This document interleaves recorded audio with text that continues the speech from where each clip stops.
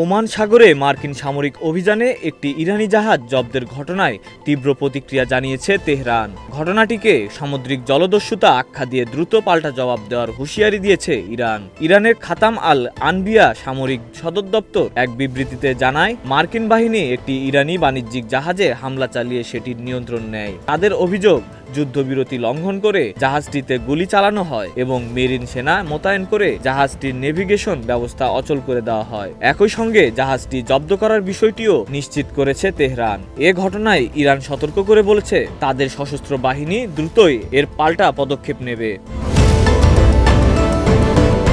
অন্যদিকে যুক্তরাষ্ট্রের president Donald Trump দাবি করেছেন, অবরোধ ভেঙে প্রবেশের চেষ্টা করায় জাহাজটিকে আটক করা হয়েছে। তার মতে, মার্কিন নৌবাহিনীর একটি গাইডেড মিসাইল ডেস্ট্রয়ার জাহাজটিকে থামার নির্দেশ দিলেও তা অমান্য করা হলে সেটিকে অচল করে দেওয়া হয়। তিনি আরও দাবি করেন, জাহাজটি বর্তমানে মার্কিন মেরিন সেনাদের নিয়ন্ত্রণে রয়েছে এবং এতে অবৈধ কার্যকলাপের অভিযোগ রয়েছে। ঘটনাটিকে ঘিরে দুই দেশের মধ্যে উত্তেজনা আরও বাড়ছে এবং যুদ্ধবিরতির ভবিষ্যৎ নিয়ে নতুন করে শঙ্কা তৈরি হয়েছে। Desk report, news flash 71।